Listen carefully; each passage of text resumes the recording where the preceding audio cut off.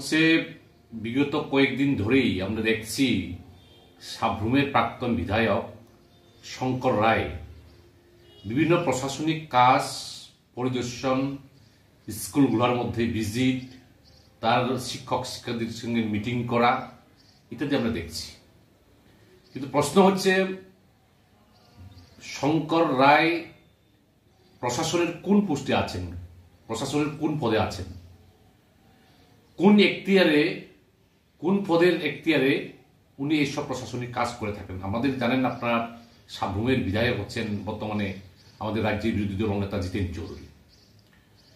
কিন্তু দেখা গেছে যে বিভিন্ন যে সরকারি উন্নয়নমূলক কাজ, স্কুল, এগুলোকে উনি কোথাও মিটিং করছেন, কোথাও দেখভাল করছেন, ভালো। কিন্তু প্রশাসনের কোন পদে আছেন উনি? এক হচ্ছে নির্লজ্জভাবে দেখা গেছে যে সাব্রুমের কোনো মেলা অনুষ্ঠান হলে পরে মহকুমা প্রশাসন কোন এখতিয়ারে তাকে থাকে, এটা আমাদের বোধগম্য হচ্ছে না।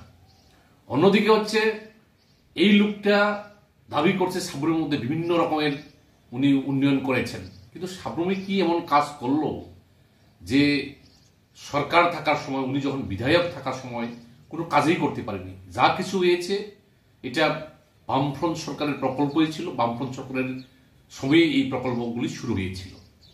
এখন দেখবেন এই শঙ্কর রায় আগে একটা ওই জেরক্স মেশিন দোকান উনি করতেন, শুনেছি লোকের মুখে উনি একজন দেউলিয়া কন্ট্রাক্টর, এখন দামি গাড়িতে চড়েন।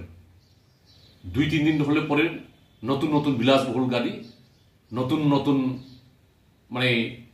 স্যুট প্যান্ট লাগিয়ে বিভিন্নভাবে ঘুরছেন। এখন বিজেপির যিনি ওই জেলা সভাপতিও নেই, মন্ডল সভাপতির মধ্যেও নেই, কিন্তু নিজ এখতিয়ারে নিজেকে জাহির করার জন্য বিভিন্নভাবে প্রশাসনিক কাজের মধ্যে উনি নাক গলাচ্ছেন। এটা, আমিও তো প্রাক্তন বিধায়ক, কিন্তু আমাদের কোন এখতিয়ারে আমরা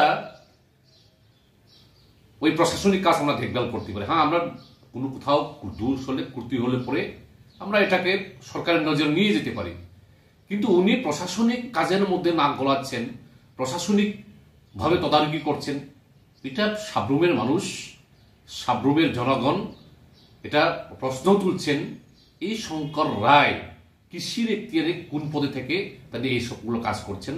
এটা রাজ্যের সাব্রুম মহকুমার জনগণ জানতে যাচ্ছেন, শঙ্কর রায় কৃষির এখতিয়ারে এই কাজগুলো করেন। এটাই আমাদের প্রথম প্রশ্ন হচ্ছে তার প্রতি।